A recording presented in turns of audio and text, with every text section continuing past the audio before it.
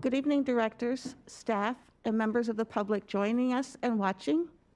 I will now call this November 23rd, 2021 Committee of the Whole meeting to order.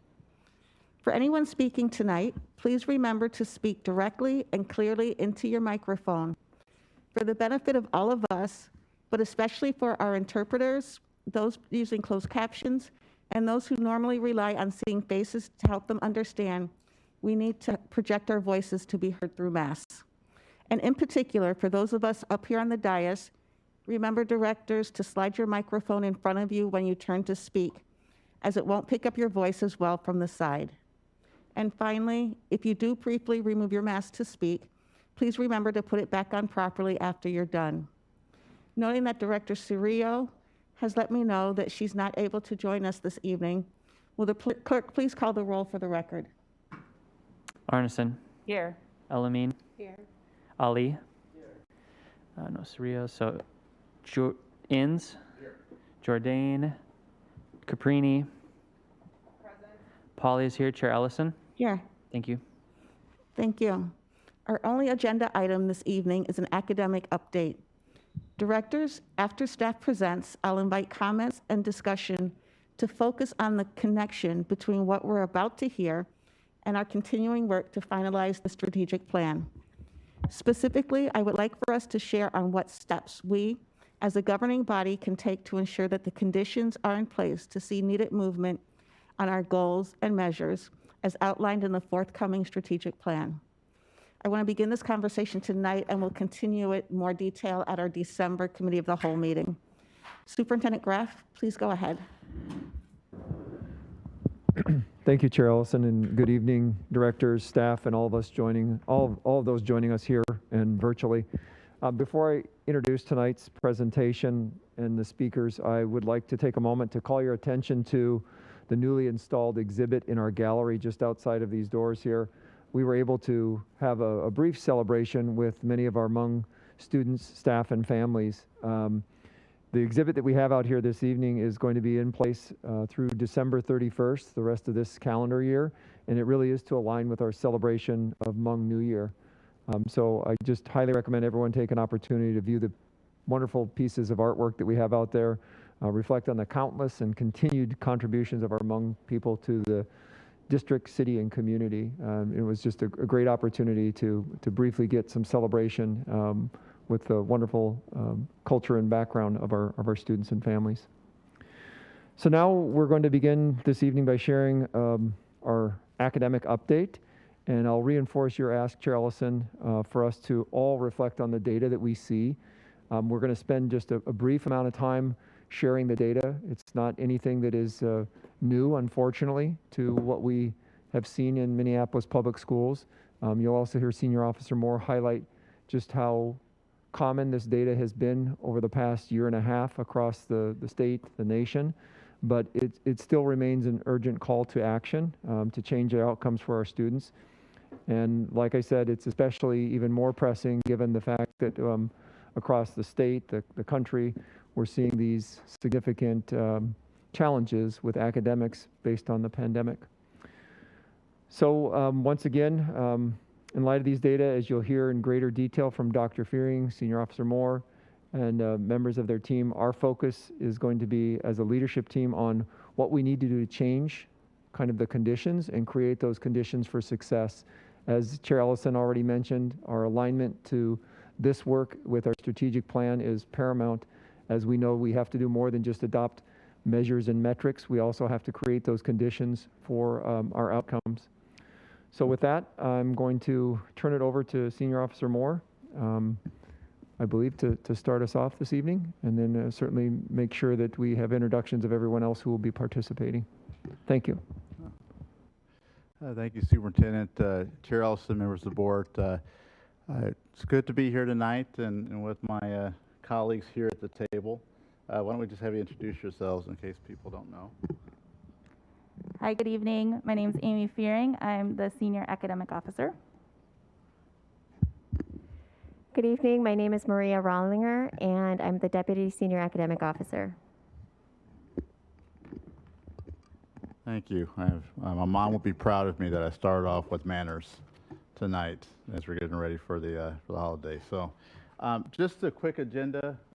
We're looking, we'll start with our current realities. So we'll spend, as the superintendent mentioned, roughly 10 minutes on the data. As the superintendent mentioned, it isn't significantly different than what we've seen. We will see some evidence of learning loss. That is the case across the state. To put it in context, I mean, in reading and literacy, we declined about 1 percentage points compared to roughly 7% for the state. The state declined about 11 percentage points. We declined about 7 percentage points. So to put it in context, everyone declined across racial groups. Statewide, we're also seeing the decline growing of gaps based on race and income across the state. And in fact, this mirrors national data as well. That being said, and this is the 8th year, I think I've presented on data, done this for a while. That being said, don't want to dismiss the importance of what we're going to see. What we see represents our students, represents a call to action for us to do our work better, more strategically. As mentioned, Senior Officer Fearing will be talking about conditions. So, if we are wanting to change the data beyond what we typically see, then we're going to have to talk about conditions and perhaps disrupting these conditions that have caused and contributed to the negative outcomes, underachievement of many of our students of color, special education, ELL. We'll spend time on the data, literacy, math update, and then there's a significant appendix that you can expect to see. Let's start with the fall screener data, though, and early reading. So this is our FAST data, and I'll go through this fairly quickly again, not to minimize the importance, but we do want to spend a significant portion of time talking about what we're going to do about the data we see. And as you see, typically prior to, you see an increase from 64 percentage points, all students to 67 percentage points, fall of 18 to fall of 19. You start to see a decline overall. That's actually the beginning point of 2 consecutive years that we actually were increasing in literacy overall. Okay. Then you see, right, the trend, so we're actually up 3 percentage points in the FAST. You see the decline from 67% to 59% of our students proficient. Again, that would be evidence of, in this case, learning loss. Okay, and so you see it across for groups, and as I mentioned earlier, at times that learning loss is more significant based upon race, based upon language, RELL, English learners. In some cases, it is not as significant, but it's real, and this is what you're going to see across all the multiple data points.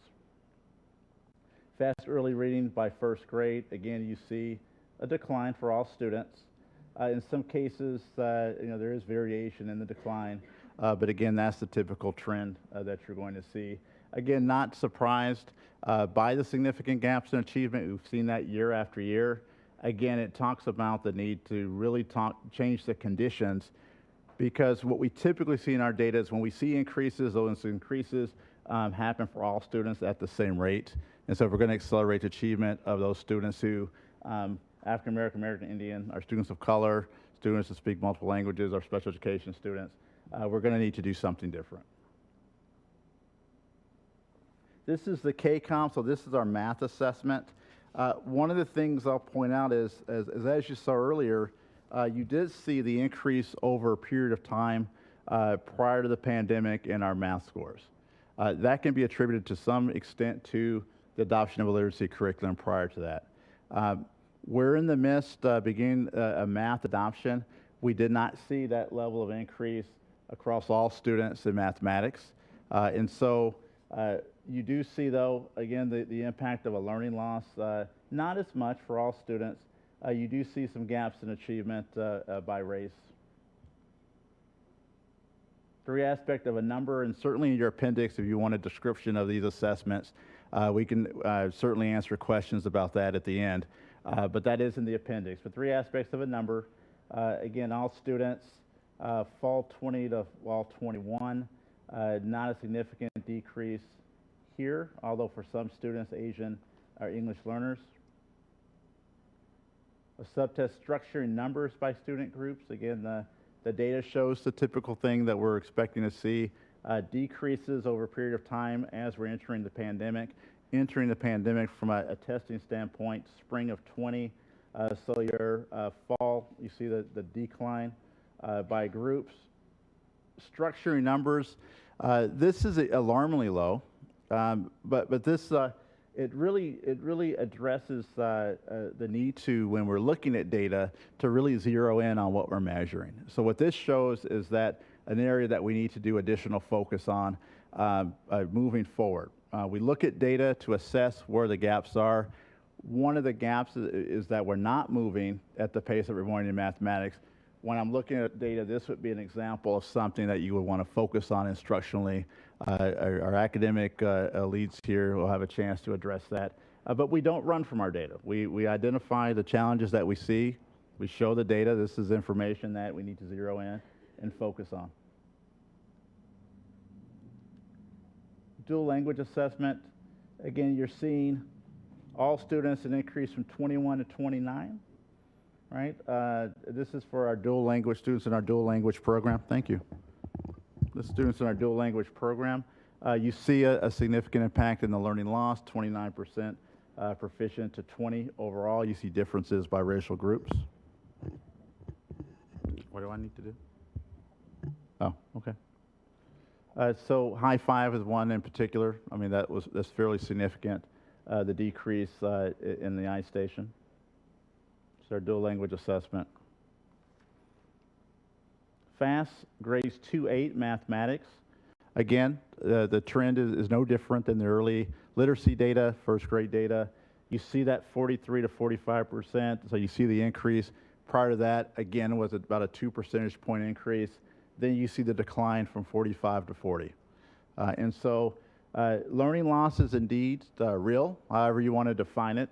Our students did not gain at the rate that we would hope because of the pandemic. It is a state challenge. It is a national challenge, and so the data shows that clearly. Again, what you'll also see as you examine the data is that in some cases, gaps in achievement by race and income and language have increased. So this is a call to action. We have additional work to do, and we have a need to be a bit more strategic in the work that we're doing moving forward. Reading. Again, typically you're not seeing the decrease, the decline as significant in reading as opposed to mathematics, and so our senior officer, Dr. Fearing, will have a chance to address that, but typically you don't see the decline. Statewide in our district in reading isn't as significant in versus mathematics. Again, prior to the pandemic, we were looking at a couple of years where we were seeing increases. The system was moving, not to the extent that we wanted, but we were seeing gains. Mathematics, again, remember we were flat over a period of time, so the decrease as a result of the pandemic would be more significant. And again, not to minimize the gaps in achievement, but we do want to spend a significant amount of time tonight talking about what we're going to do about what we're seeing. Okay, and so I will turn it over to Dr. Fearing to talk about the plans. Good evening, Chair Ellison, Superintendent Graff, and board directors. Privileged to be here tonight. I know that we are in very challenging times. Our schools are doing the best that they can in the times that we're in, but I do want to make sure that everyone, including the public, knows that we're still moving forward with our emphasis in work and literacy. It may not be as full steam as we had hoped, but we're still moving forward in it. I did want to just review very quickly the birth through adult literacy framework. Oh no, went too fast. So again, here is the timeline. So we presented to the board spring 21, kind of our draft where we were thinking we wanted it completed by the summer, but knowing that many staff actually took the summer off or had other things going on with COVID and the pandemic, we pushed that to this winter. So The framework is now completed, and then tonight we're going to be sharing our MPS literacy plan. That would be the next step after the framework. And again, just to review what the purpose of the framework was, and then also our vision and our mission. And again, looking very clearly at our mission, how it's really twofold. You have the ability to support the literacy development, which is really that reading instruction, and then working within also prioritizing our language development and also including the culturally sustaining practices as well. So with, I'm sorry. So then from the framework, we went and created a district literacy action plan. But what I want to do is just spend a very quick but few minutes on what is a district literacy action plan, just so that you can see how it's all set up, and then we'll go into how what Minneapolis's plan really is.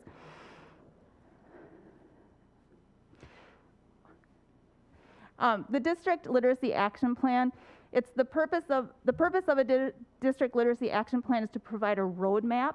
And so again, we're really looking at, we have the framework, we have our values, we have our beliefs that were co-constructed and created with our stakeholders. Now it's really time to look at, well, what are the steps that we need to do to get there? So it's really a roadmap, and remembering that it's a district roadmap, right? So schools will have their own literacy plans that will be very intentional and detailed to the school and to the students that they have there and the work that needs to happen. But the purpose of this is to provide a district roadmap of where we are, where we're going, and how we're going to get there.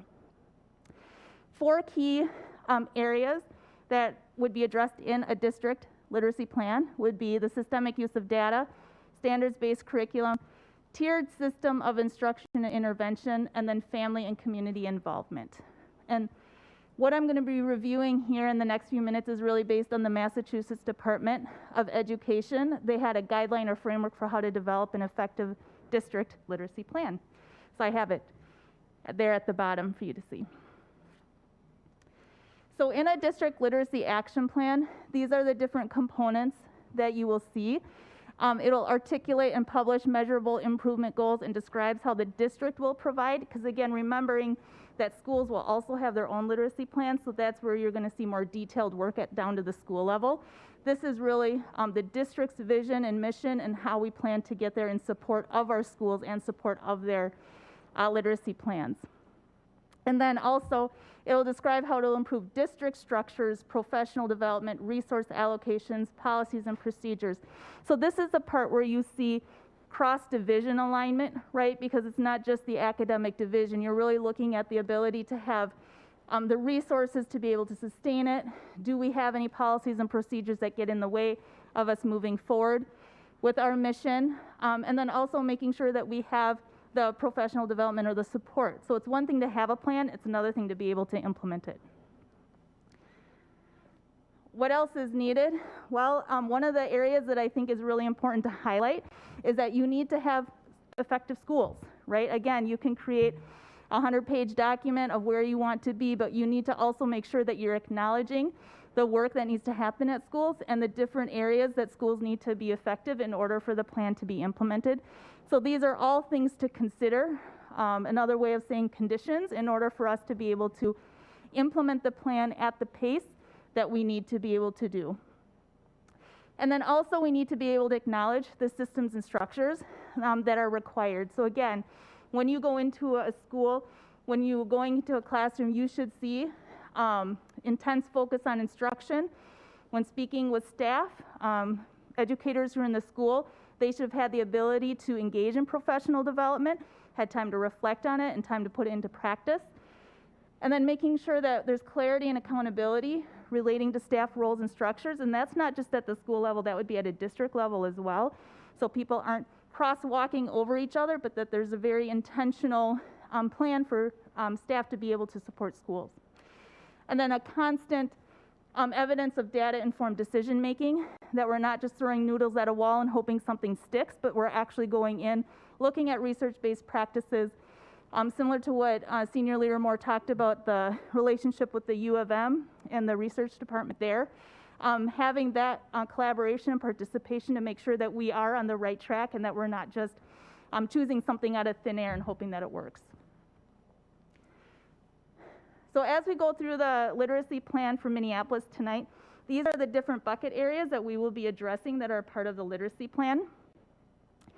So again, if you look at it, you'll see that what is the context, how does it relate to strategic plan? So again, we're going hand in hand with your work with the strategic plan, but we are using the draft goals that Senior Leader Moore presented. It's also acknowledging the current state of literacy, as you just heard in his presentation with the data. And then moving on to the vision, what are the improvement goals? And then the biggest area that we'll be addressing tonight is the action steps. That's what people really want to hear is, well, what are you going to do about it? So we'll be spending most of our time in that area. And then progress monitoring. How do we know this is working? At what point do you have to do a 180 and try something different? And then we have expectations for schools. So again, when you have a plan from a district level, you're saying this is where we are, this is where we want to be, here's what the steps we're going to take in between. But again, there's still conditions that need to happen, especially within our schools, for the plan to be realized. And then what's also important is to acknowledge the process that it took for us to get to this point, who is involved, because there is ownership in that. When it's not just one person creating this whole thing, but actually it was the whole process that we started a year ago with our stakeholders. And so with that, I'm going to turn it over to Deputy Rollinger, and she's going to go ahead and present the MPS Literacy Action Plan.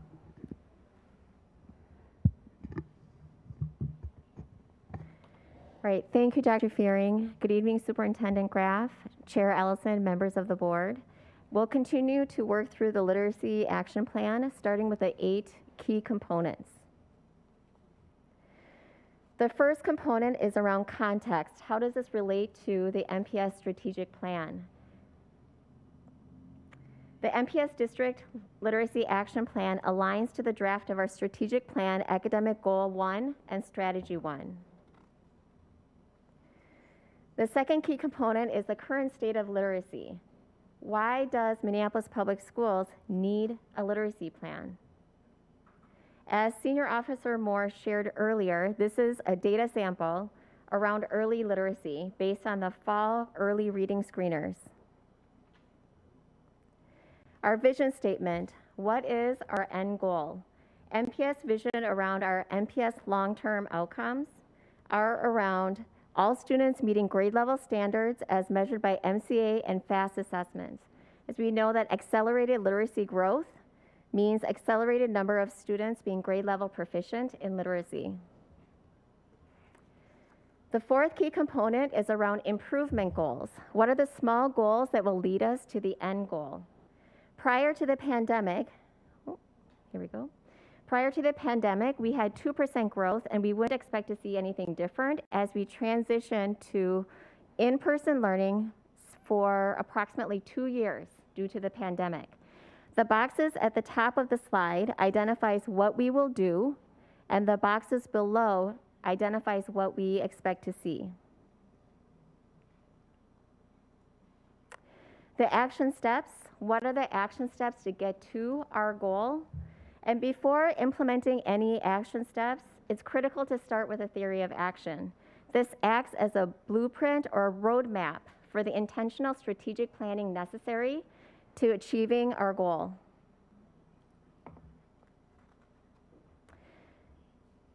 The first of our action step items is around systemic use of data. But before I get into the specifics, I wanted to point out that it's divided into 4 sections.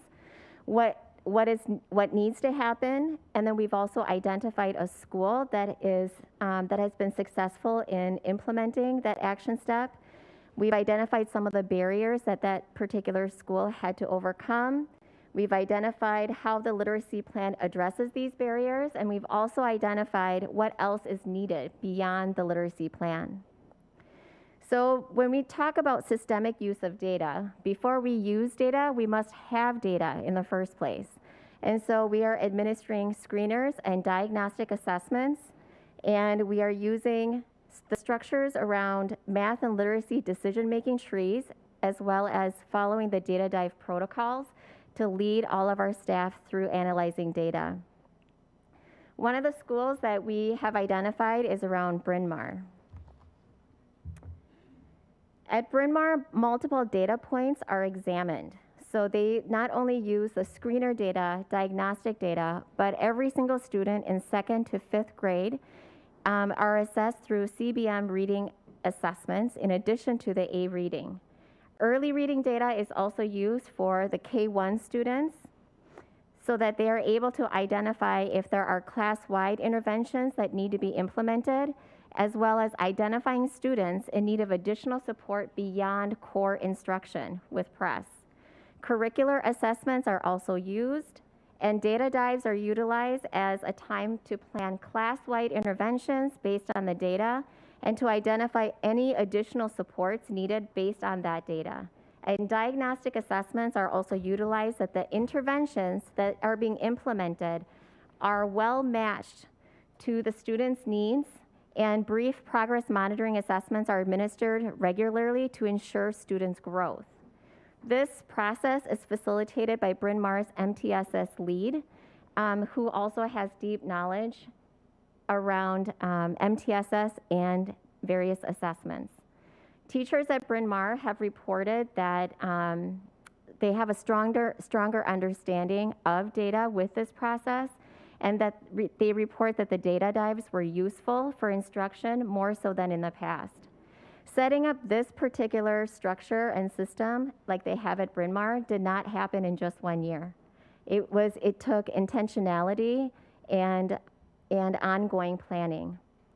When speaking with Principal Cavender at Bryn Mawr, she identified the following barriers she had to overcome, which we have identified: time and staffing. This is a system that they have at Bryn Mawr that is constantly being re-examined and re-evaluated on its effectiveness. And the literacy plan addresses the barriers around time through providing professional development on assessments and data-driven decision-making. Included in the plan are also identifying resources and supports, as well as tools for our sites to use in supporting all staff. And in identifying what else is needed of the literacy plan includes funding to support the structures and systems needed and necessary, as well as a schedule that provides ongoing job-embedded professional development and collaboration.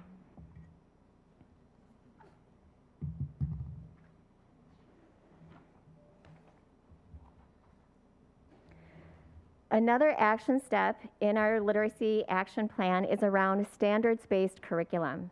Again, looking at what is necessary is the usage of district-wide curriculum, embedded ELA standards in instructional planning, and aligning formative assessments. Long and short-term instructional planning are critical to the work, and PLCs, or professional learning communities, are the structure in which the work happens. A school working towards successful implementation around standards-based curriculum is Edison High School. Edison is currently working on long-term planning and a common template for all content area teachers to use. They have provided intensive support through their TOSAs as well as their coaches. Edison's ILT has been providing feedback on units. Department leads and ILTs have also provided retreat opportunities where TOSAs and department leads are facilitating at those retreats.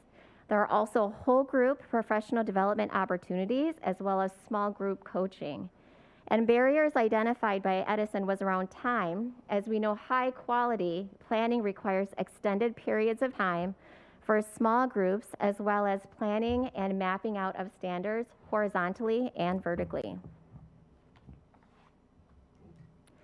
In our literacy plan, we are providing explicit professional development on grade level standards and instructional planning. Again, in terms of what is needed, a daily or weekly schedule that requires time for professional development and collaboration, as well as K-12 literacy coaches at all sites who can support with ongoing job-embedded coaching.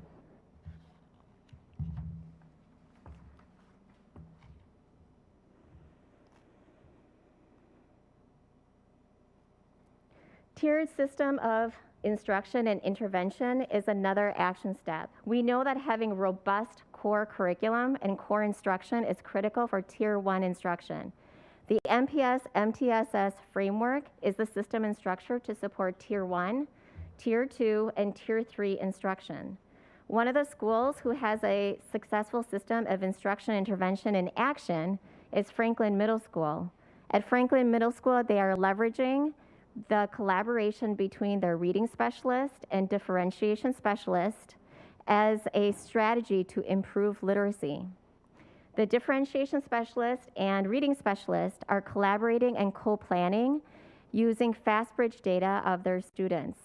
So as they examine the FastBridge data, they identify students who need additional support, and they look at the FastBridge data to identify what specific skills the student needs support in.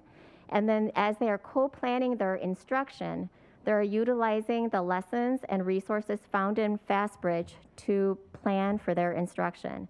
And again, they are having collaborative meetings to assess, reassess, and coordinate instruction to best meet the needs of the students. And as mentioned before, time was one of the barriers to overcome. As we know, collaboration and planning takes time, as well as a centralized system to document interventions, as well as scheduling. How to create a student schedule that would allow for consistent interventions to occur in addition to students having access to core programming. Right now at Franklin Middle School, some of the students are pulled out of advisory to receive interventions so that they do not miss any of their electives or core instruction. The literacy plan addresses literacy and language development based on evidence-based instruction, as well as having a culturally sustaining curriculum and instruction. And again, what is needed outside of the literacy plan is time and a schedule for professional development and collaboration and a centralized system and conditions set for documentation.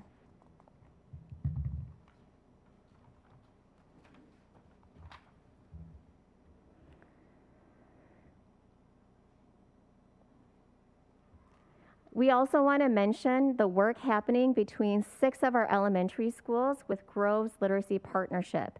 We have 4 elementary schools who are currently in the very first year of their partnership with Groves, and we have 2 out of the 6 elementary schools who are working with Groves, and this is their 3rd year.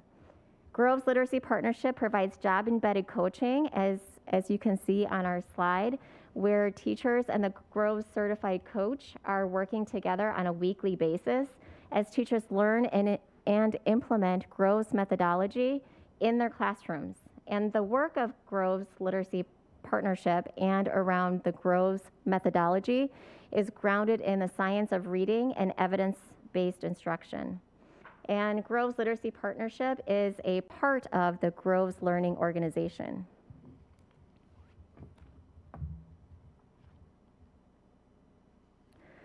I also want to mention our partnership with Press. We are partnering with Press for all of our Title I elementary schools and in all of our middle schools this school year. And again, as we talk about instruction and interventions, Press provides coaching around Tier 2 interventions.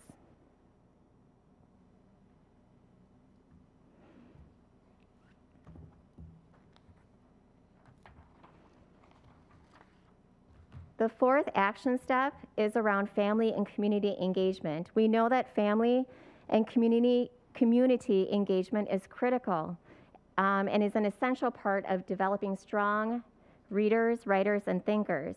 We know that having communication with families often and frequently with accurate data and information is important so that we can update the students' progress with all of our families.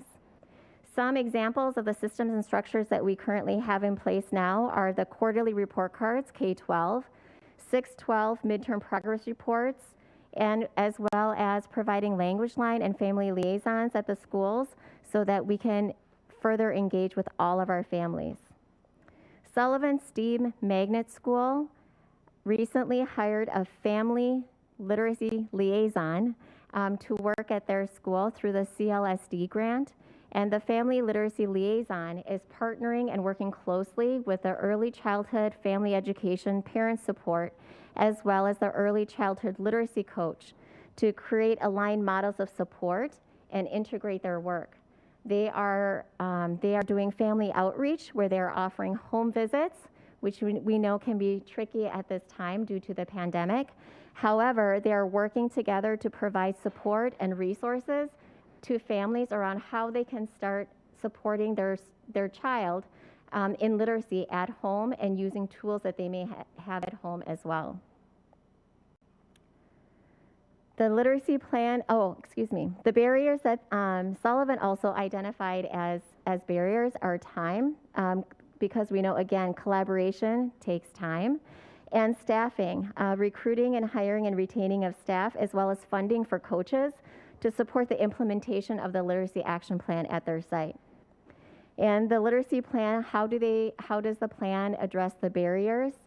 Explicit professional development around cultural humility and culturally responsive family engagement, as well as identifying what is needed, more communication tools to provide even more different entry points for all of our families. And again, with the CLSD grant, we have 3 sites that were awarded the grant where they have CLSD family literacy specialists and literacy TOSAs. We have Sullivan as our elementary school, pre-K 5, Olson Middle School, and Henry High School. And this is a snapshot of our elementary report card. And the change that we have made this year to the elementary report card is most significant around literacy. In the past, if any of the literacy skills was not marked when the report card was printed, it would not be visible. And so what the shift that we have made this year is that all literacy skills must be assessed and must be marked for every quarter. This is yet another way to communicate and update families on the progress around literacy to all of our families around their students. And this is a snapshot of the literacy report guidance sheet that was provided to all of our families. What we did was for each of the grade levels, we identified all the literacy skills that were found on the report card. We also provided some examples of what that means, as well as identifying which weeks of quarter 1 those skills were taught utilizing our benchmark advanced and Adelante curriculum. And we have provided QR codes for all of our families so that they can have access to the report card guidance in multiple languages. And the next key component is around progress monitoring. And at this time, I'm going to hand it off to Senior Officer Moore.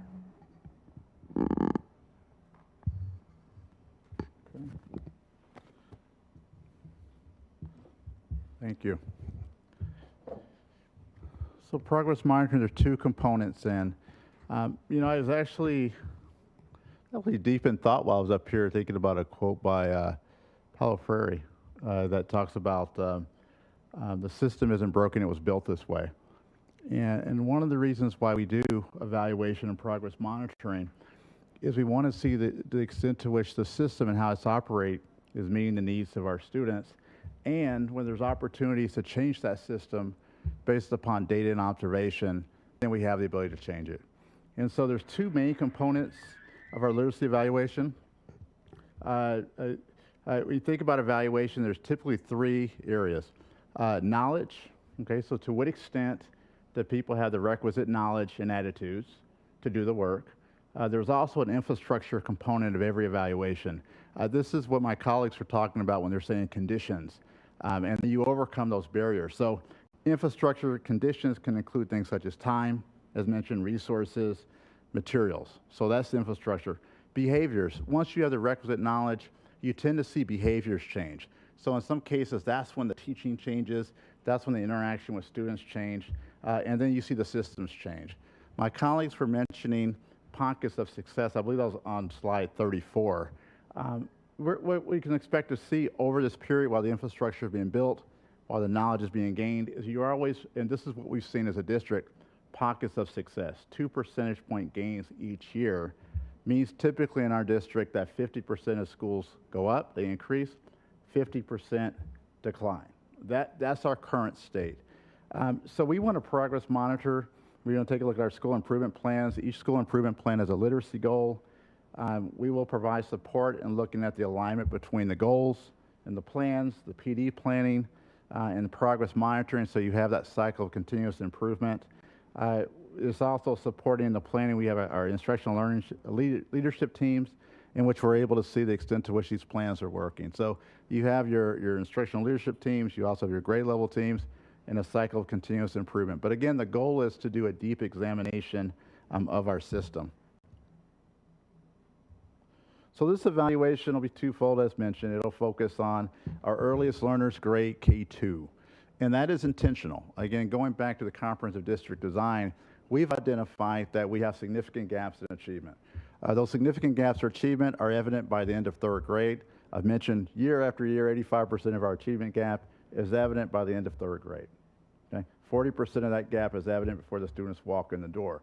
So the investment in literacy coaches, for example, in K2 is a result of directly taking a look at our system, identifying those points in which we can be most effective, and putting resources to that area.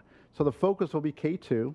We'll look to see the relationship between the professional development, right, the extent to which our teachers are getting the knowledge they need, the coaching, the support around that information they're receiving, the expectations for teacher and school practice. We'll look at the relationship between implementation and student outcomes, being very clear that any literacy evaluation, you're looking at the curriculum. So we'll look at the curriculum, how well it's being used. That's the tool. But there's also a component that leads to the outcome, which is the extent to which people are doing best practices. Okay, so you have the interaction between practice and the tool. So we'll explore the relationship, and then the implementation is the extent to which those best practices and the tool is leading to the student outcomes. We'll also take a look, that's K2. K5 mentioned, we'll take a look at to what extent is the benchmark curriculum, which is your tool, supporting instructional best practices for those teachers. Again, we want to look at the interaction. Is best practice and evaluation when you're looking at curriculum, recognizing that it's a tool, it interacts with instructional practice. And I certainly can go on and on about some of the interesting things you can find in that area. The second is that we want to look at evaluation readiness. One of the things we want to recognize is we want to examine the extent to which these processes are consistent across the district. And so that's part of this evaluation fact-finding. I think we're going to discover in some cases that there's clear areas of consistency.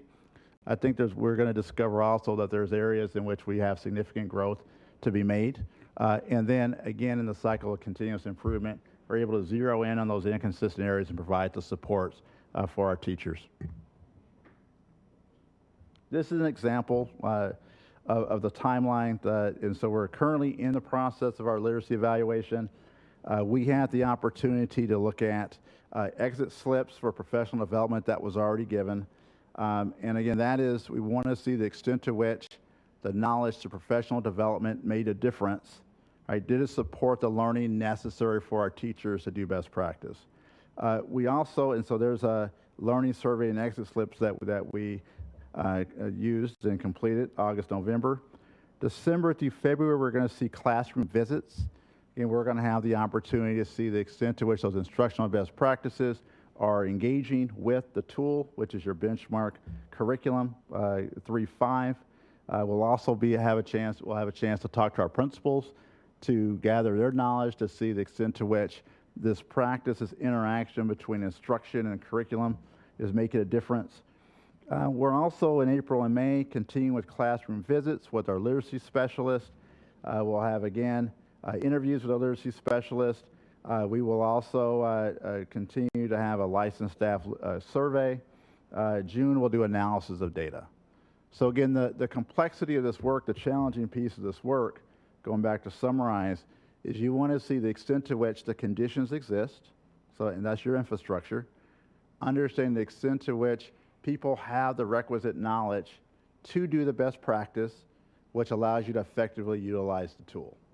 And you can certainly separate those pieces, but when you're in locations that are having high acceleration, high levels of growth, you tend to see a critical mass of teachers that have both the knowledge needed to teach best practices. They clearly understand the components of the tool, right? And then you're able to see that system, often at a grade level, working really well together and getting the outcomes. So that's the evaluation. This will, we're starting the evaluation this year. It'll be ongoing, but we will both be able to share with you data regarding the curriculum, components that have used, the extent to which people are using best practices, and then again at the end of the year, looking at the relationship with our outcomes. So it's challenging. It's always challenging to evaluate curriculum and this piece. But I mean, certainly we're working together. The team is up to the task, and kind of excited about the process of enhancing our understanding to support the learning of our students. So that's the work we're looking at. I'm going to turn it over to Maria, because otherwise I'll talk about evaluation for another 20 minutes. Here we go. Thank you, Senior Officer Moore. So we'll move on to the 7th key component, which identifies the expectations of schools. Expectations at schools are around the implementation of these 8 critical factors. And expectations at elementary schools, first we start with K-5 ELA standards. Our grade level teachers must have deep knowledge of their grade level ELA standards. And when we talk about standards and having deep knowledge, it goes beyond just being able to recite or tell you what the standards are, but being able to unpack the standards so that they are able to better understand the depth and complexity of the standards, so that as we plan for scaffolded and differentiated instruction, we know the standards where we want them to be, so that they are ready for the upcoming school year or for the next grade. Also, we want to build capacity in our educators around literacy with science of reading, structured literacy, through instructional practices that are culturally sustaining and evidence-based. And as I referenced and mentioned earlier today about assessments and data-driven decisions, and meeting with grade level teams and collaborating at least two times a month, using the structure of PLCs for long and short-term instructional planning. The other piece around expectations for elementary schools is also identifying systems and structures that we need to have in place. An example would be the length of the literacy block, how many minutes should be designated toward literacy. This also includes dual language sites. Also identifying what components of Readers and Writers Workshop should be part of that literacy block. And again, with family communication and engagement, reporting on all literacy skills on the report cards, as well as families receiving the students' literacy information and intervention information as well. And again, with high expectations, we want to provide high support with the support of our differentiation specialists and K-2 math and literacy TOSAs at each of our elementary schools. Expectations of secondary schools, again, deep knowledge of our 612 ELA standards.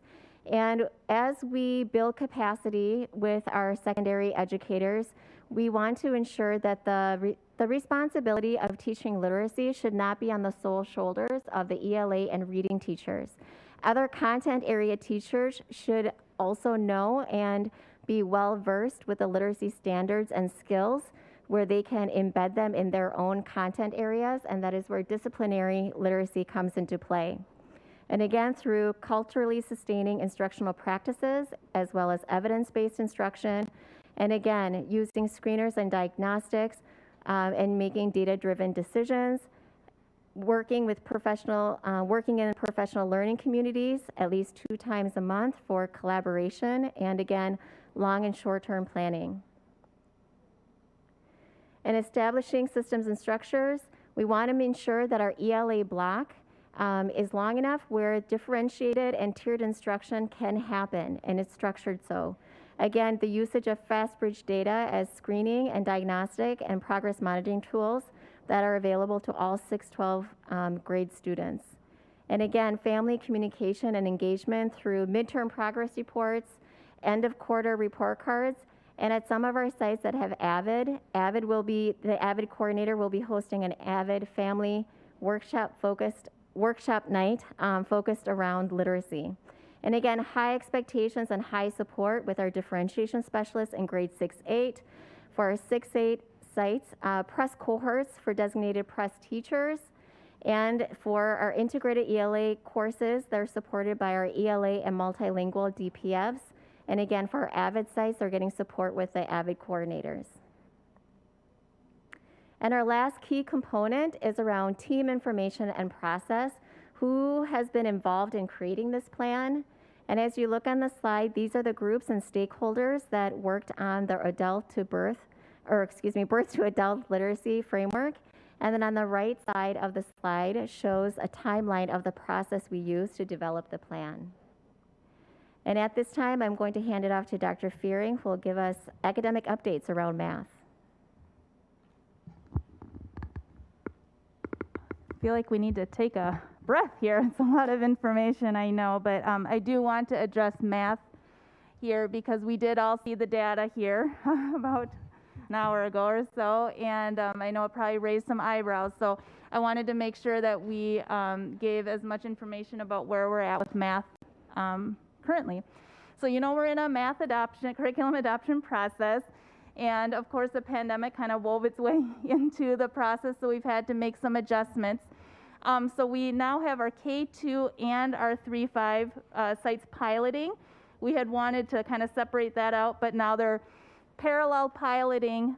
We also know that with the pandemic and with everything going on in our schools, we weren't able to flip it to field testing, which would be to take the pilot sites, narrow it down to one vendor, and then continue with field testing with all the sites with that one vendor.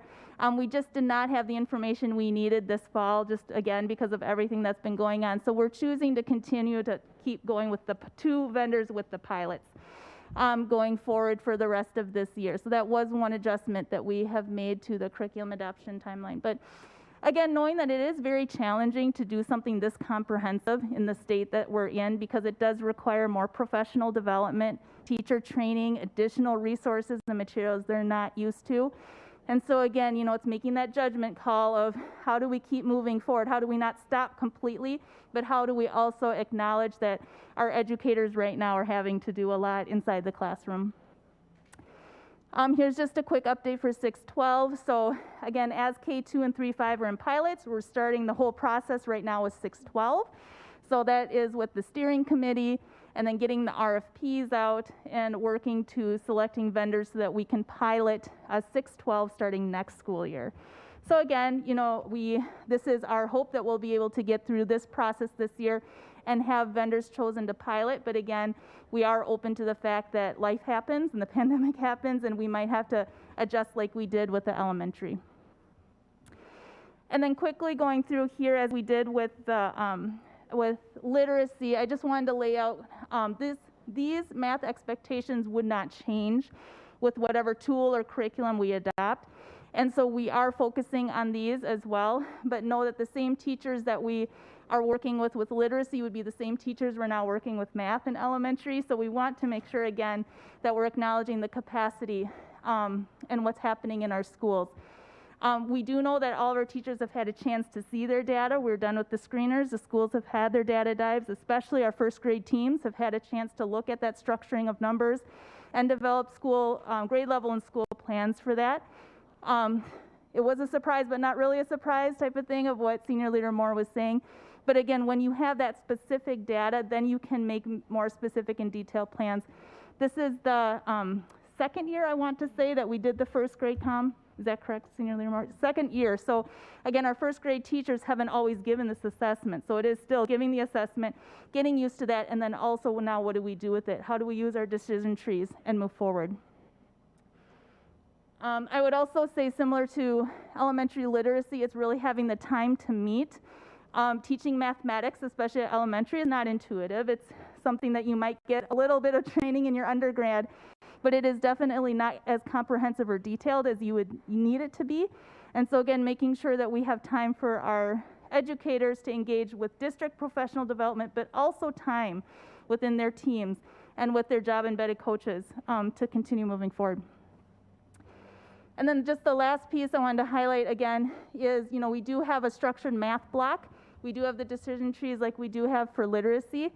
And then we will continue to report on the report card math, but we're not going as detailed as literacy because some of those things may change as we adopt a new curriculum and tool, but they will still be reported as they have been in the past. And then again, you can see the high expectations, but also the support that we have in our schools at this time. For secondary, again, just highlighting a few things. I know that I've talked before about the math reasoning inventory. We did some professional development on the productive struggle and joy in mathematics. There's a lot of joy to be found in mathematics. But it was a really good professional development, and having our educators step back and think about that it's okay to have our students struggle, but to really then go through the process of thinking and how did you get to your answer, and then how that may or may not be the right strategy to get there. And then for secondary mathematics, making sure that we have our secondary math decision trees being utilized, interventions and progress monitoring, and then again, making sure that our staff have the time they need to come together as a like department and have these conversations about data about students. And then again, looking at secondary. So we do have the 6-8 differentiation specialist. We do not have math specialists in all of our high schools. And so that is one area that I know that makes it quite difficult in order to have job-embedded coaching, especially in mathematics, if you don't have someone there present to be able to do that with staff. But we do have our district-wide staff who are there to support. And then continuing with the OGAP, or the ongoing assessment project, that has been professional development that our teachers have found very helpful in getting down to the core of mathematics instruction. And with that, we can take a breath and then questions.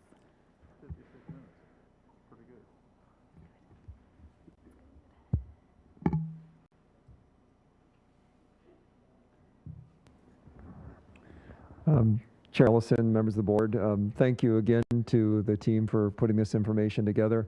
As you can see, we've spent a great deal of time thinking about the intentionality of this work. I think it's very easy to take a concept and say this is what we want to do. It's much harder to take that and break it down in a incremental and a logical, kind of thoughtful implementation plan. And so tonight, what we were hoping to do is give you an overview of our academic conditions and specifically develop a plan for how we attempt to address that over the next coming years and how that aligns to the strategic plan. So happy to answer any questions from the board. Thank you, Superintendent. Directors, please hit your request to speak button for reflections on the connection between what we just heard and the conditions we need to put in place in order to see the necessary and urgent progress we must make for student outcomes. Director Caprini? Oh, that was from, well, I'll go. That was, I wasn't quite ready yet, but the first thing that popped into my head was actually being able to see the work, like a video of it, like how the teachers are differentiating lessons, either in math or in literacy, and using some of these practices in a classroom. Is that something that's possible if we had a school or a class that was willing to, I mean, you could even keep us from seeing the children's faces, videotape a lesson, because for me, I'm a visual person, and I think it's great how you've, put it all out there so that you can kind of imagine what it would be like to be in a classroom, and so I can somewhat understand what you're saying, but I would really like to see it in action, because I don't have any littles anymore, and I used to sit in classrooms, and it was a much different time then. Of course, it was 100 years ago, but math was just different. It was like you had to learn how to jump, and I had to actually sit with the teacher for like an hour so that he could teach me this method of jumping. It still doesn't make sense to this day. So I'm just curious as to what an actual class would look like. Is that possible? If I may, Chair Ellison, Director Caprini, thank you for the question. I think there are two kind of concepts that you're talking about. One is the idea of using exemplar instructional practices and having kind of a pool of educators who are presenting very specific instructional lessons and being able to use that as a resource for other educators, fellow educators. You know, time is one of the greatest needs that we have in education, so we don't always have the time to say, go observe this person, because you have to require a substitute and travel over there and things like that. So being able to video an instructional lesson, I think, is a great way to utilize professional development. And then the other piece that I know we talked about here shortly ago was the idea of being able to present that information to people, to the board in general and the public, and just having what those examples might look like, even as a resource for families, for parents, to better understand exactly what is being taught. And, you know, we speak in educational jargon often, and what does that mean when we talk about comprehension? How do you see a lesson in an explicit instruction lesson around decoding? So certainly that's something that can happen. Dr. Fearing, I don't know if you have anything more to add beyond that, but it is a conversation we've already begun talking about. Thank you. Yes, I would agree with what you said. Thank you for the question, Director Caprini. I know that one of the pieces that our differentiation specialists and our K2 TOSAs really want to be able to do is build a bank of resources for our teachers, and obviously having videotaped lessons where another teacher could go and watch and then be looking for a certain aspect of it to see, oh, now I can see how the teacher addressed that, or now I can see how the student was able to engage in that. So that is definitely one of the things that we're working on. The second thing I would say also in terms of parent and family, is on our docket of to-do things is to create parent university type of videos as well and have those available publicly so that parents and families and communities can get a snapshot into the classroom, like what's happening, what should I be expecting my student to be engaged in during the day. So really that's in our work plan. We haven't executed that yet for obvious reasons with the pandemic and shortages of staff, but that is something part of the plan that we'd like to get those up on our website, multiple languages, so that parents can go in and say, okay, phonics lesson, what would that look like at first grade, right? What does word study look like at third grade? And so, you know, maybe have someone explain it very briefly and then have, you know, 1-minute clip so that they could see what a teacher would be doing, what their student would be learning. So that's an additional piece that we're working on as well.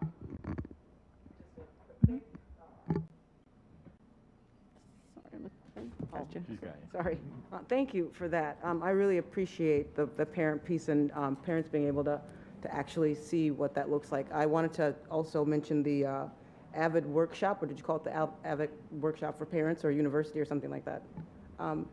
That's amazing because if I had been thinking a little differently back when my kids were younger, I would have utilized AVID.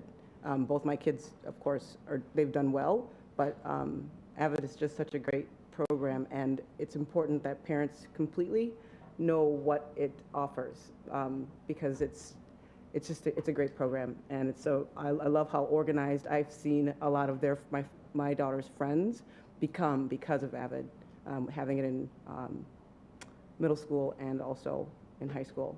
So I like that. Thank you. Thank you. Director Arneson? Thank you, and thank you all for being here tonight.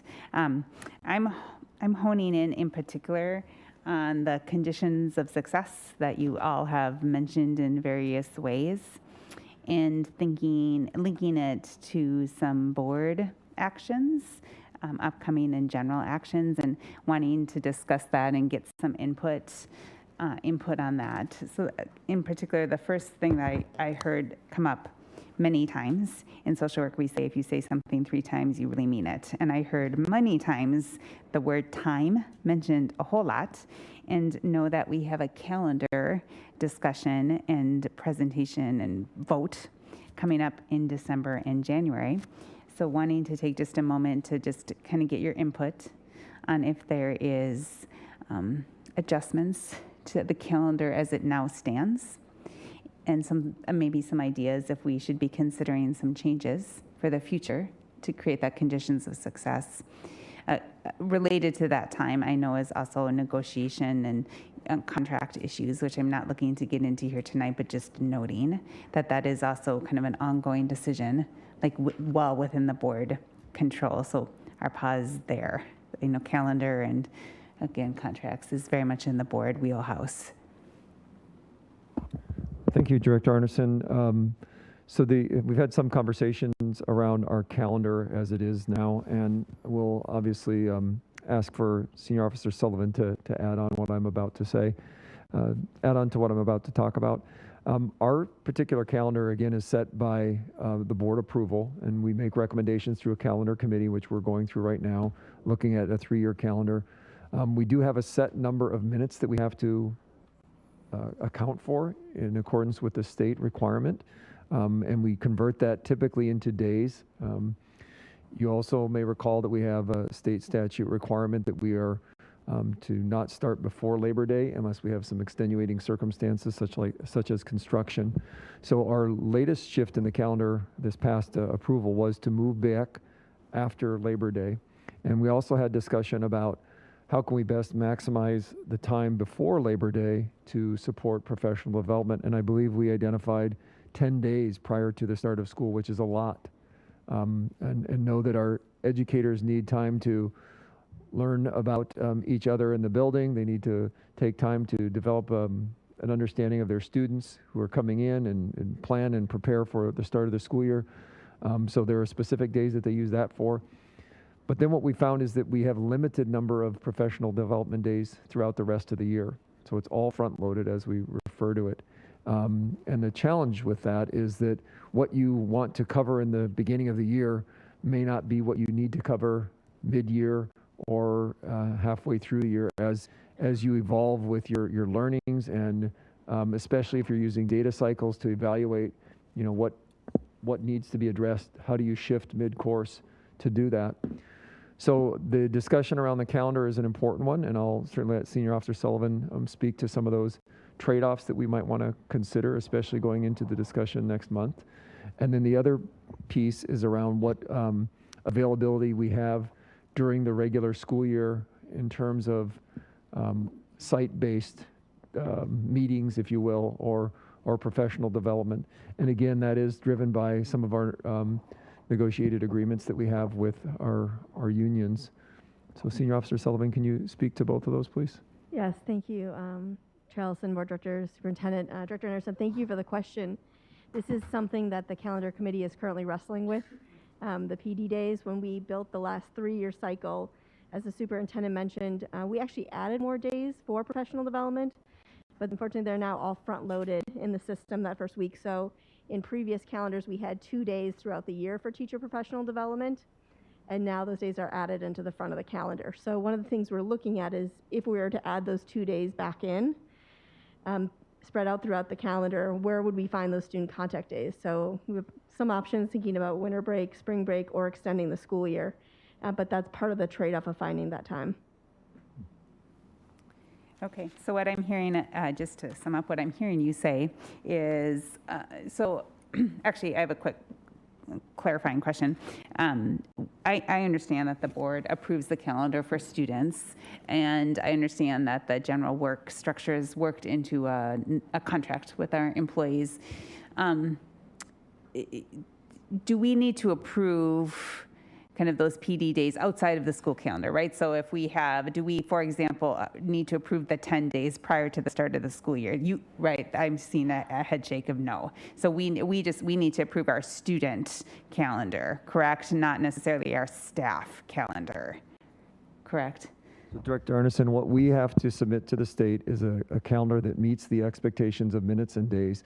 And so in doing that, because of the constraints that we have with the start of the school year, and the number of days we have to have, if we were to add any days into the middle part of that, it will push.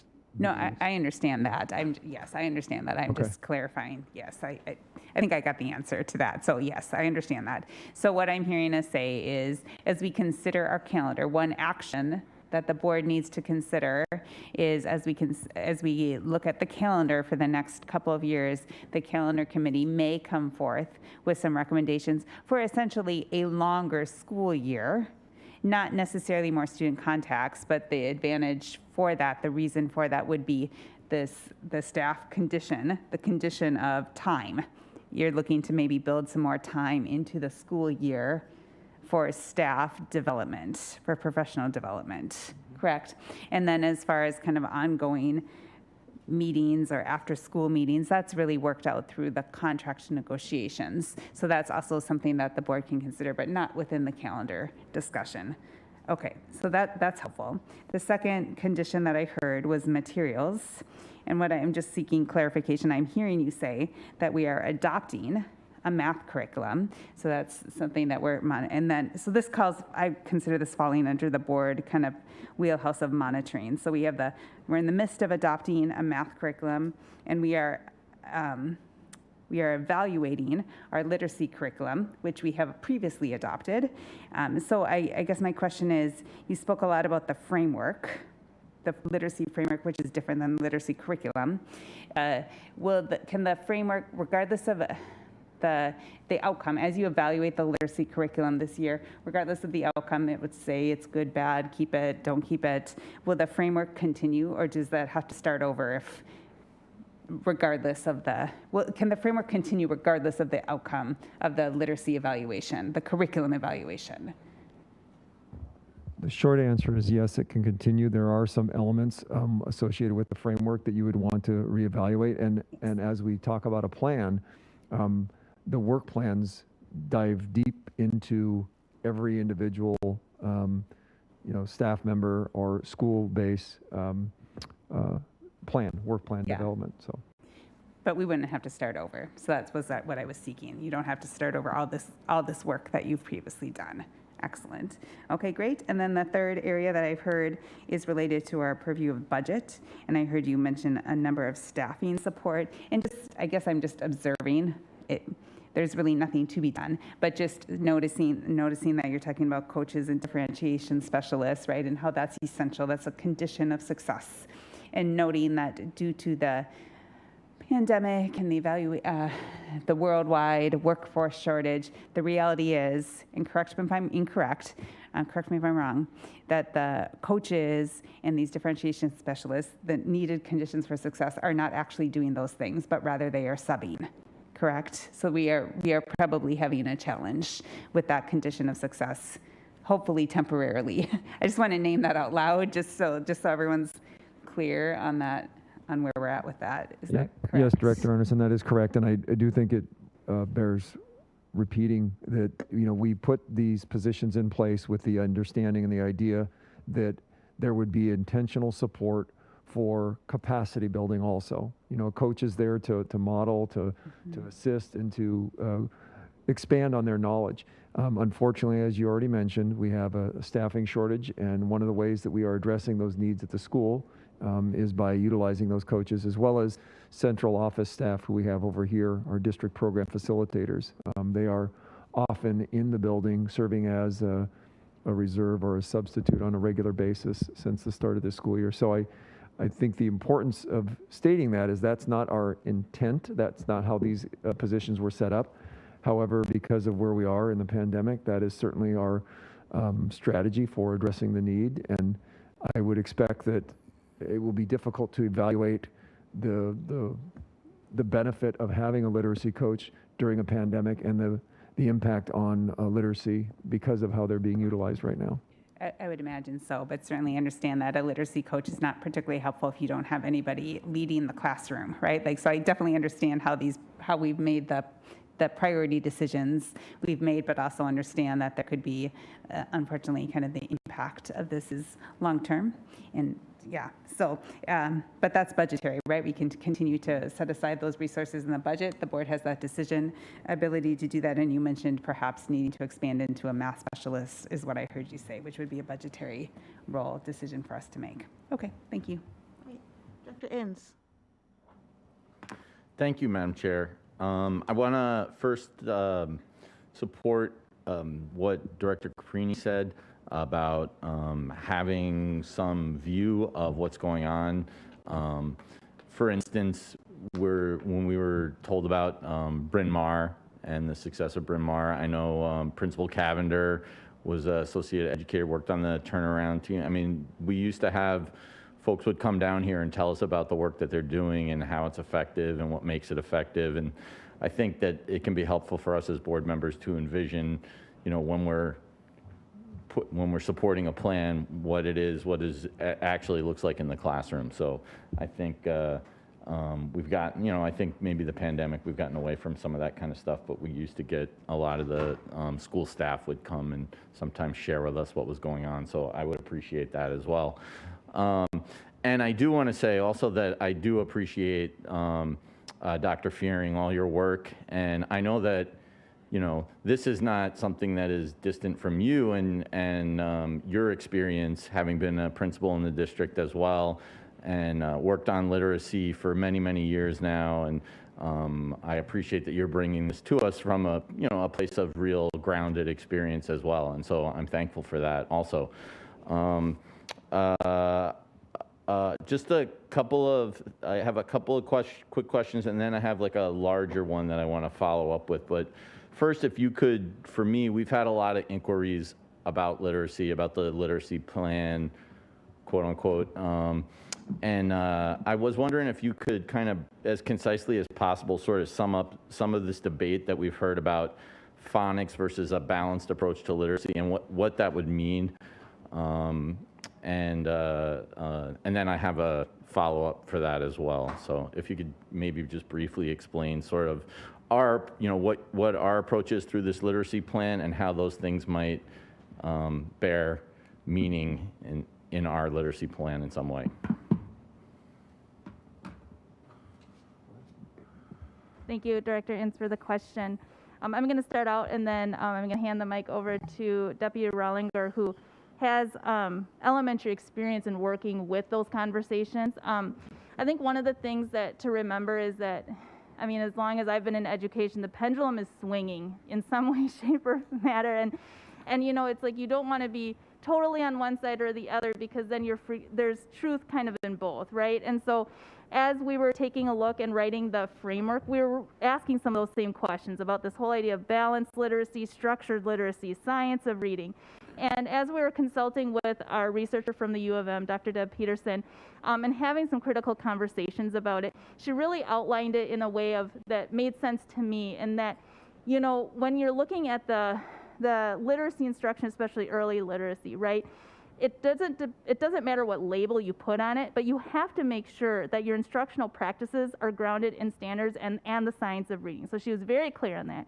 She also talked about, when you talk about balanced literacy, there are multiple definitions out there. People will use it however they want to use it. And so she's like, let's go back to how it was first developed and what they really meant. And looking at being able to talk about reading and writing and oracy and having all of those approaches as part of literacy, not just the ability to decode. But it doesn't take away from the importance of being able to decode, right? And so I think what gets lost in the conversation is, as you're teaching those different modalities of literacy, there still needs to be a very, very, very detailed and intentional, especially for our students who are finding reading challenging, there has to be intentional instruction on the foundations, the foundational literacy, which is where we would start looking at structured literacy. We're looking at how we teach those different aspects of phonics, phonemic awareness. And I would say, when I started looking at that, when we were developing the framework, we didn't have very solid plans, instructions, or even professional development in that area. So I could see how we were not doing our best work in that area. We had one, I think, summer professional development on foundations, and that was about it.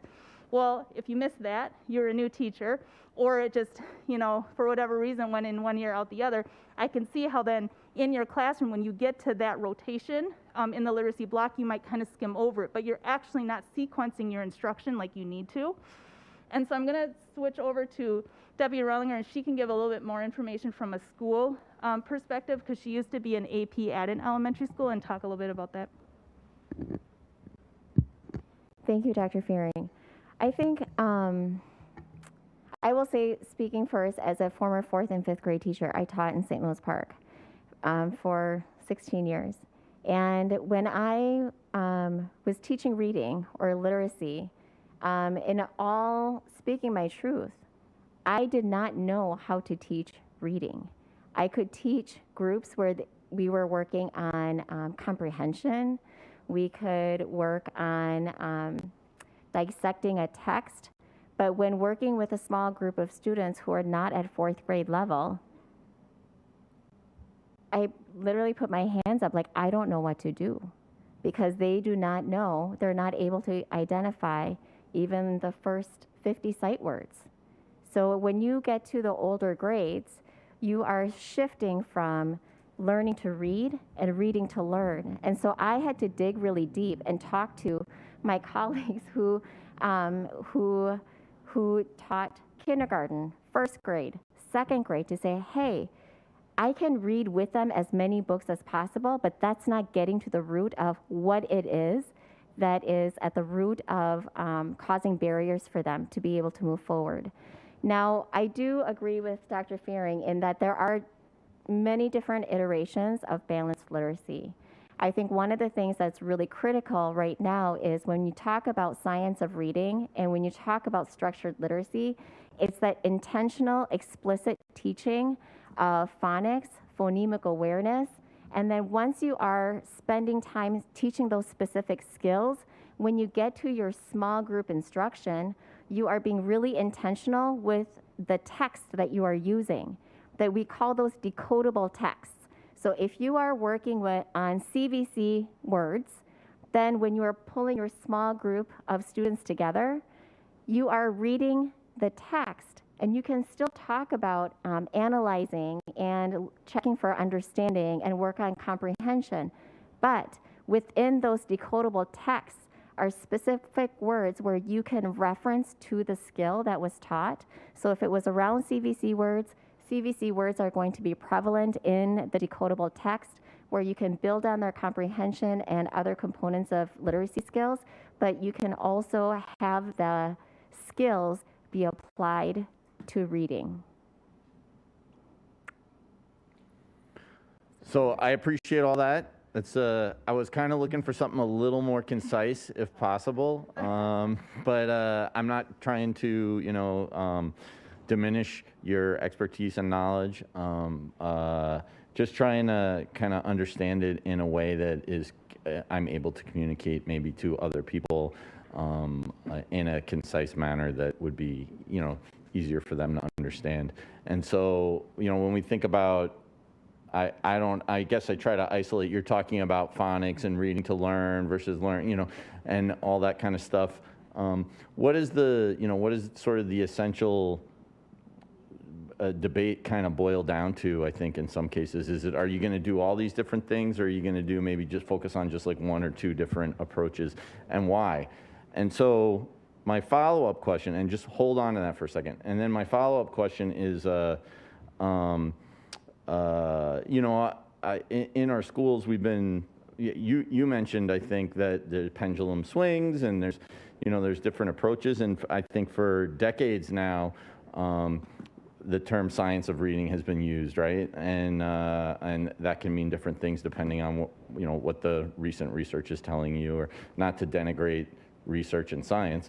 But I guess my point is, and then, also as a teacher, I've been in these like data cycles, right? And as a social studies teacher for a long time, I was told also that I was not just a social studies teacher, I was a reading teacher as well, right? And that's been going on for 20 years now, where all our teachers are told they're reading teachers. And so that's nothing new, right? But that's part of our plan as well.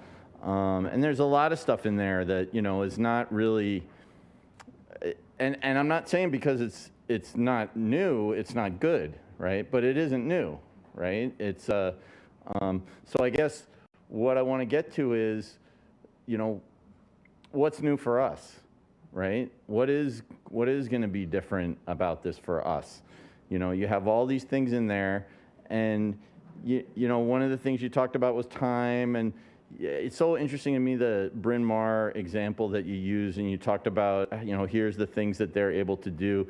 As somebody who's been in a data cycle and had these discussions and realized that, so much of it is arbitrary and fudged, and, it's rushed, and it's not intentional, and it's just boxes that people have to check off about, oh, I did these things, and how is it really going to make a difference for a student? And not just a student, but all students, right? How is it going to make a difference for the kids that are at the lowest end, and not just the kids that are like close to proficient, where you want to put all, like, I think sometimes staff wants to put all this energy into somebody that's close to proficient to get them over the hump, and then, oh, we've added a kid to our proficiency, but the ones that are never, way, way, way far away, might never get there, don't necessarily get focused on. So how is all this, this plan that we have and we're putting together, if you want to say, I feel like, I've been sitting on this board here now for 7 years too, and I've heard a lot of these terms before too, as part of the board, is like, well, we're going to be dedicated, we're going to be intentional, we're going to do it with due diligence, or I'm thinking about this term that Michael Thomas used to use all the time. Can you remember? It's like a, what? I don't remember. It was like a, with truth or something like that. I can't remember what it was, but like, you know, what's different for us, and why is it going to be different? And there's all these other aspects to academic achievement, right, that we know about, and we're doing only the things that we can do. So, you know, when you think about it, like, I know that you folks are dedicated and you want to make a difference, right? I would like to know, like, concisely, how do you think this is going to make a difference? Why is this going to be different for these kids, you know? So, anyway, sorry, it's not, that's what I got.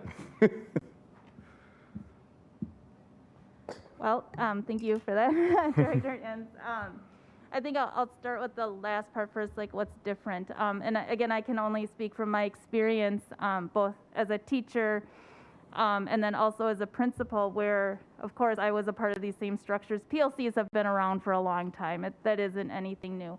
But what struck me in your comments was the ideas of going through the process and checking boxes, and I think that's what needs to be different. Like, we need to demand that to be different. If the process itself is seen as like, oh, we just meet, we talk, we have a book club, and then we walk out and we did our job, then I would say, no, we haven't. That's not really what you were supposed to have been doing. Like, you should walk out of there empowered and enthused to be able to have targets and work plans for each of the students that you have in front of you. And I think that's just a change in mindset, a change in culture.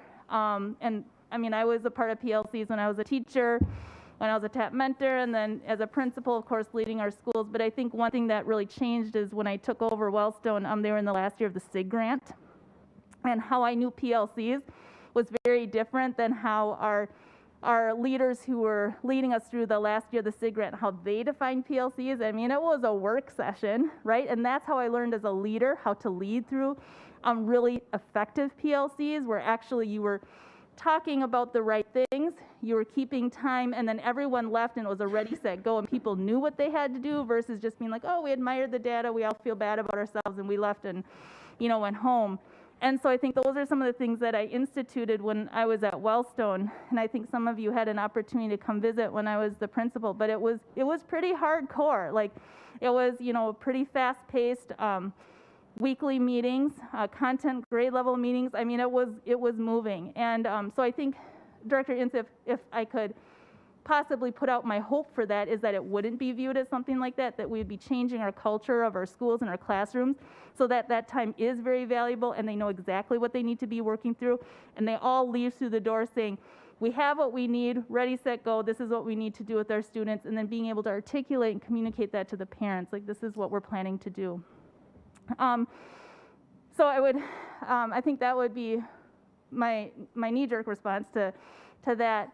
You know, I think the other thing too is when we're looking at, you know, how is this all going to be different? How, you know, people keep saying this all the time.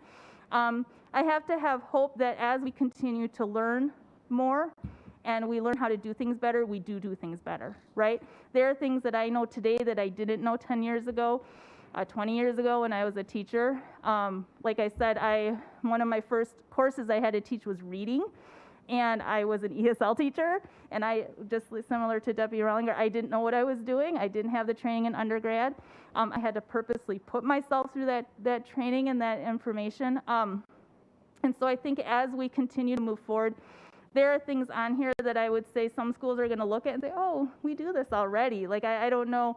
But then I'm going to ask, to what depth and complexity do you do this work, right? Because, again, it's not a check box. You might have a 70-minute block or a 140-minute block, but is every second, every minute used, right, to the highest level to serve our students? Or do you still have a group of students over there that for 20 minutes were not receiving the reading instruction that they needed to have at that time?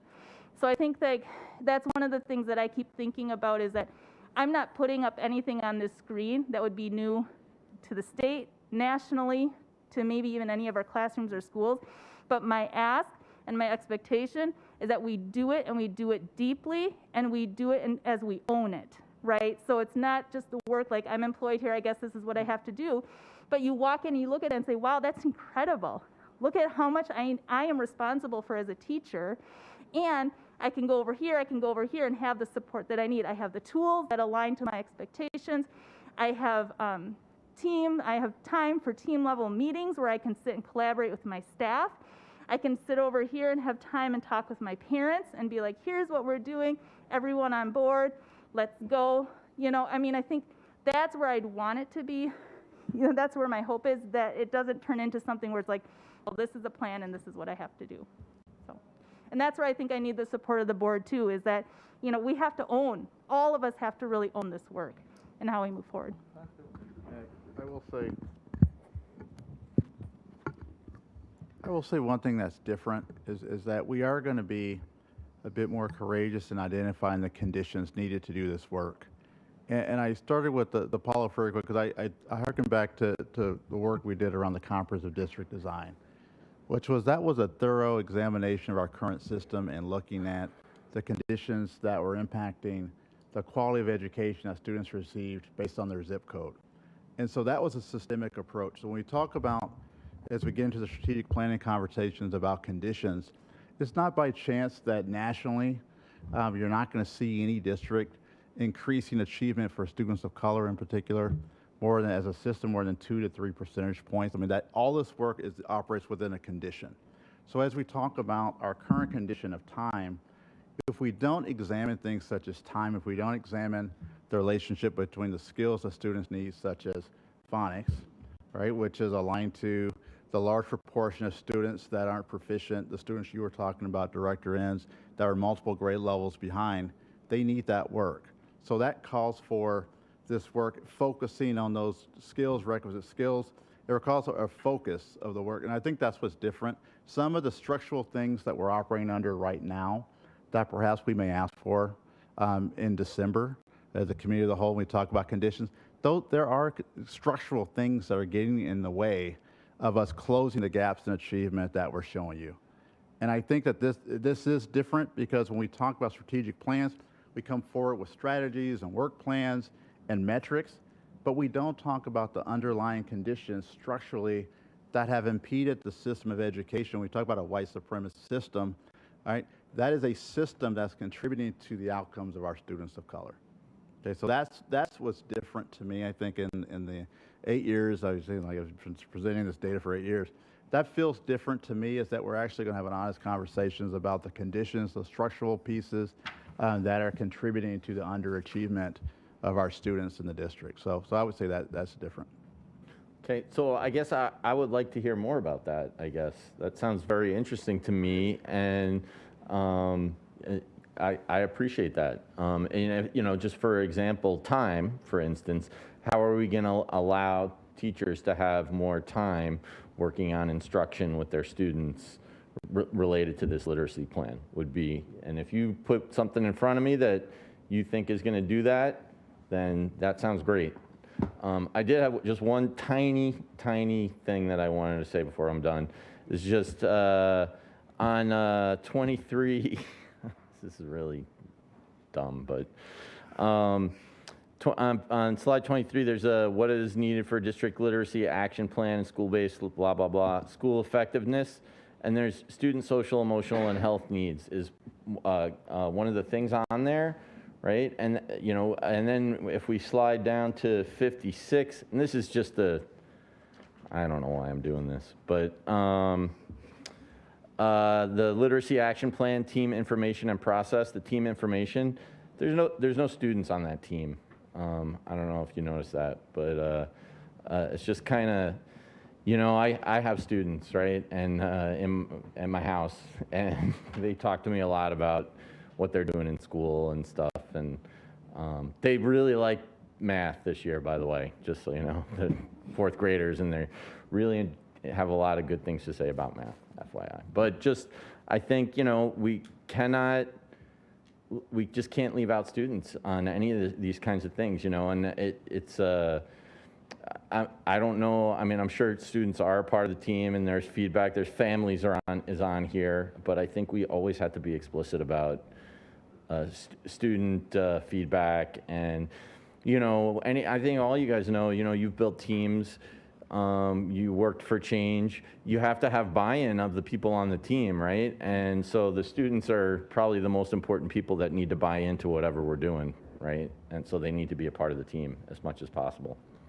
So, Thank you, Director Inns. thank you, Madam Chair. Yes, okay, we've got 25 minutes, folks, and a couple people still want to speak, so just keep the time. We want to end at 8 o'clock, so let's keep that in mind when you're answering the question and asking your questions. Thank you. Director Elamine. Thank you, Chair Ellison, and to the committee for all this information. I guess just a couple things as I sat and looked over the information, in some cases puzzled, and just wondering again how we are centering our success around the failure of our Black, Brown, and Indigenous students. We have, again, when I look across the board at some of the data that's even been presented, in some cases, most cases, our white students are always exceeding, but we even have our special needs students that are exceeding our Black, Brown, and Indigenous students. So it's very hard when I look at this data, and I've asked for data in regards to teacher-student ratio across the board at our schools, because that, again, will help kind of explain why some of the failure or success is happening at the different schools. So for me, I would like to see us, again, all this information is great, but we have to be more intentional about the success of our Black and Brown and Indigenous families. And I don't hear that directly enough as we're talking, as we're trying to show what we want to do. Again, language matters, and I think we've had that discussion before. The intentionality behind it. Say what we mean. We see it clearly that our children are failing. These numbers have not changed, and in some cases they've decreased or stayed flat. But what are we going to do to directly address the failure of our Black, Brown, and Indigenous students? I don't see it. I don't hear it. It's all kind of grouped in, but it's not all of our children. It's our Black children that are failing, that are continue to fail through this system. And so I appreciate the questions coming from Director Inns, and again, trying to be more intentional behind it. But we have to just, again, be intentional about what it is we're trying to do and make our families know that we see the failure and that this is what we're going to do collectively together as a district. Again, if we take a look at the data, and I know data can sometimes be useful, and sometimes we can hide information in data. And so, again, being intentional about what we're trying to do, our language needs to be centered more around the failure of our Black, Brown, and Indigenous families.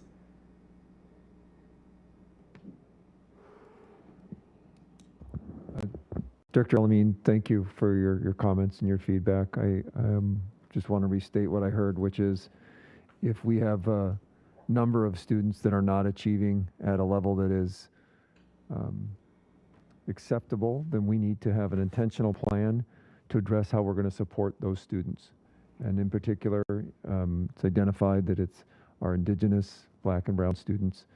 And so we need to be more explicit in communicating what the plan is to support those individual students who have not received an acceptable experience and outcomes in literacy in particular. Yes, that is my question. That is my concern. Even as we talk about different coaches, we talk about all these things. If Black coaches is what we intend to do, then we should say that. Otherwise, again, language, being intentional, and just making sure that we are leaning in, making sure that the success that we are trying to get to is intentional for our Black and Brown children that are failing.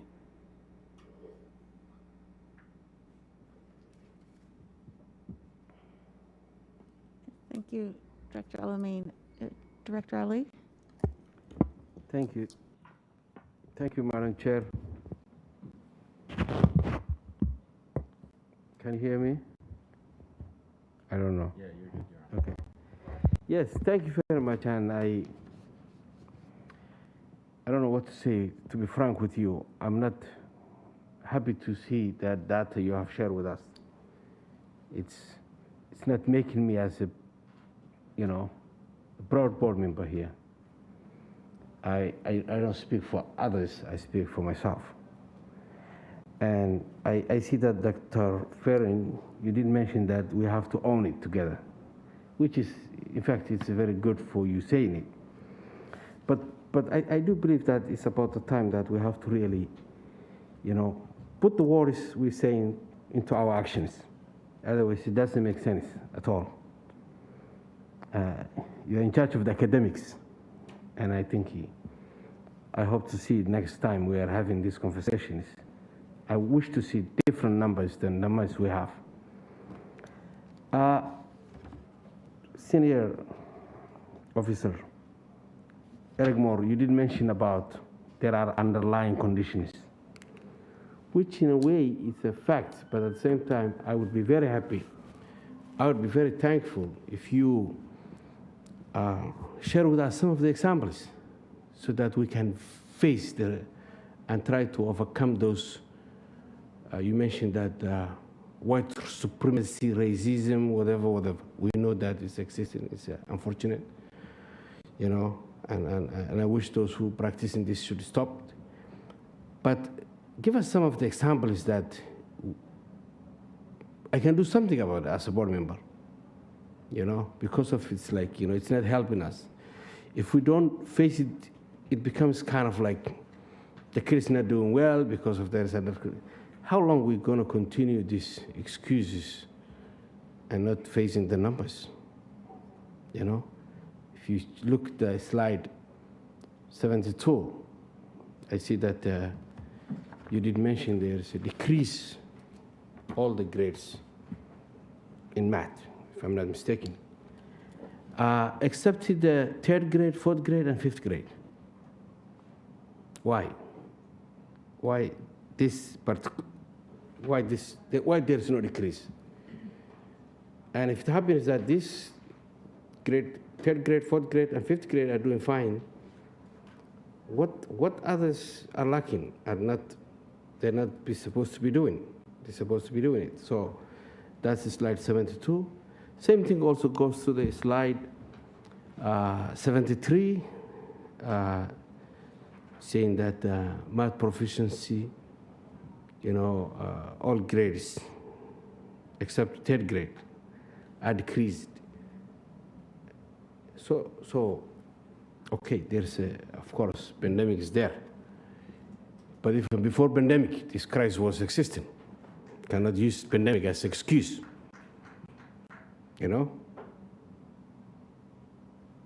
It really, puts in me sleepless nights.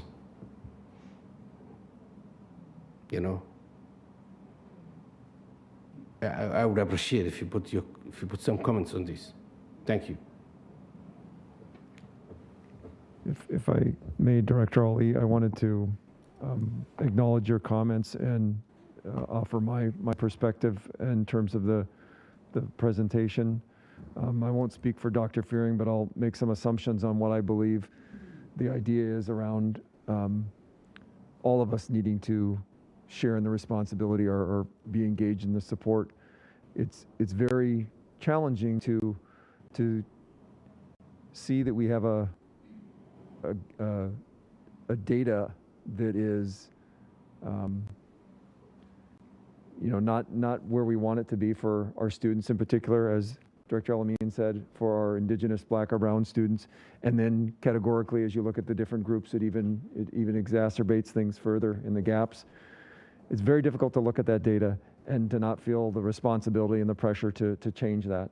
I think what we are wanting to do is we're wanting to make sure that as we talk about what we feel these conditions need to be, that we have that aligned support, not just from the board, but from our schools, our leaders in our buildings, our community members, we know this data.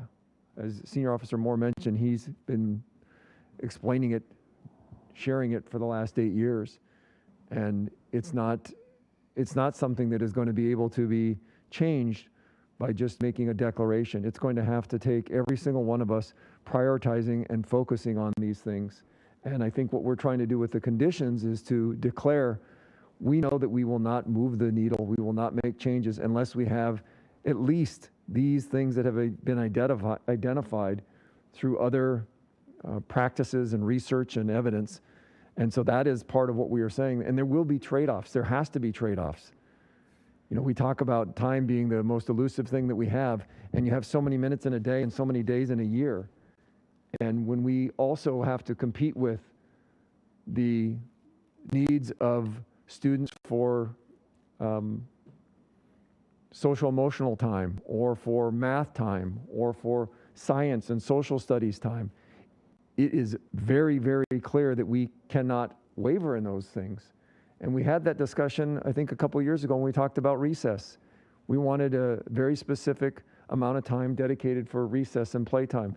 We know what the brain research says about that. We also know what the brain research says about students who aren't able to decode words by 3rd grade, or what the research says about students who aren't able to be proficient by 3rd grade. So those are the discussions that we as a board and an organization have to be aligned on.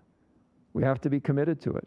And the distractions that are going to come from the individuals who disagree with it, whether they're part of an organization or they're a parent group, the political pressure that we're going to have to debate about where we're putting our resources. I think those are the pieces that, when we talk about the supports, it's not in a shared responsibility. It's not just the board. It is from the people we are hiring. And when we hire someone in our classroom, is our number one priority that they are going to be committed to our literacy? Is our number one priority that they're going to have, the training that we think they should have to work in Minneapolis public schools? So those are the challenges that we face. We have all of these competing interests. And if this is our number one thing, then I think that's what we're trying to establish, that these conditions are non-negotiable. These are things that, above anything else and everything else, should be prioritized.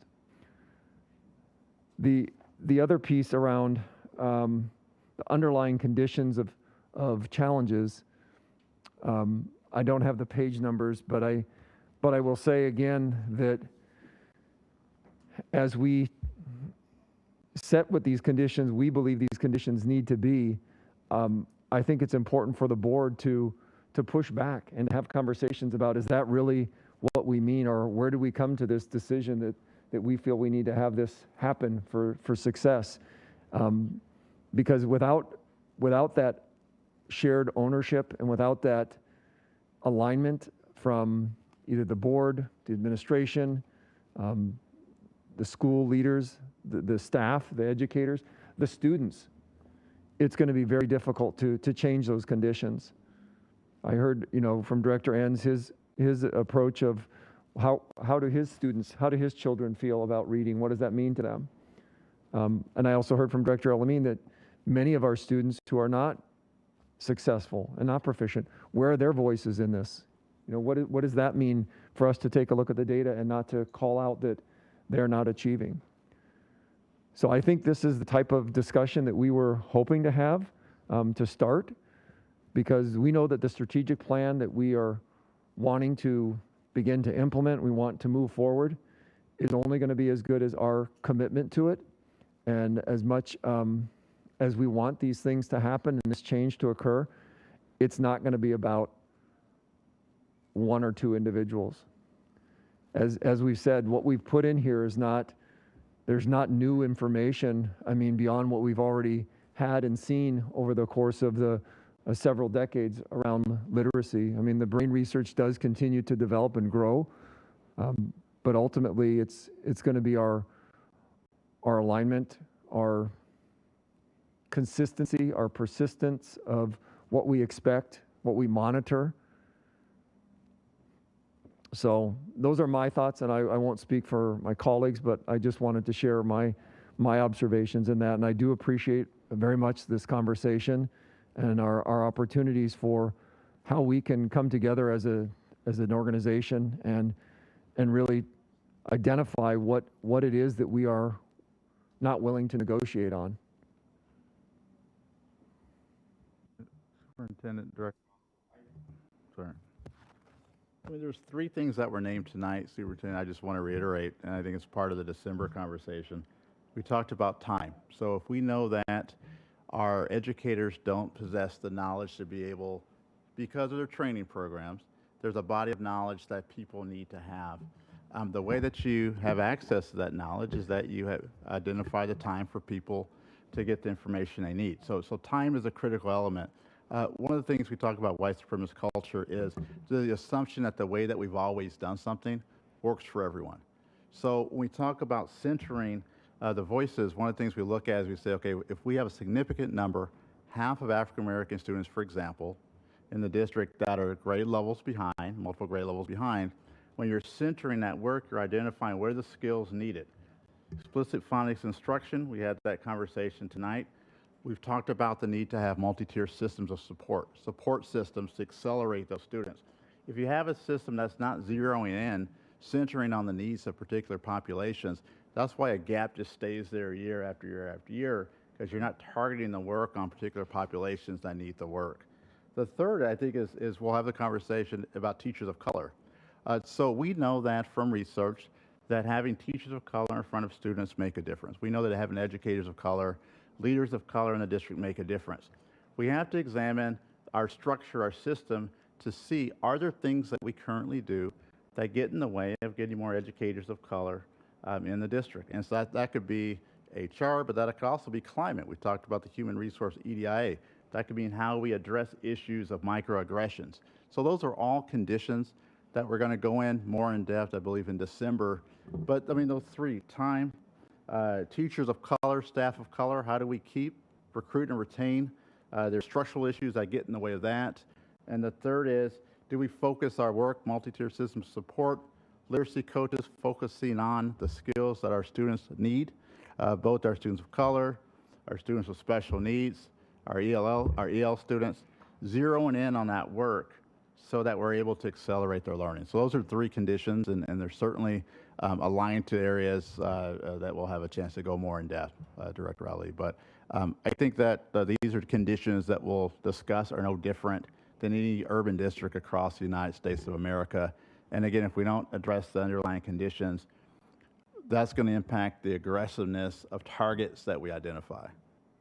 Okay, and I think there's a clear relation between conditions, what we're able to do, right, and targets.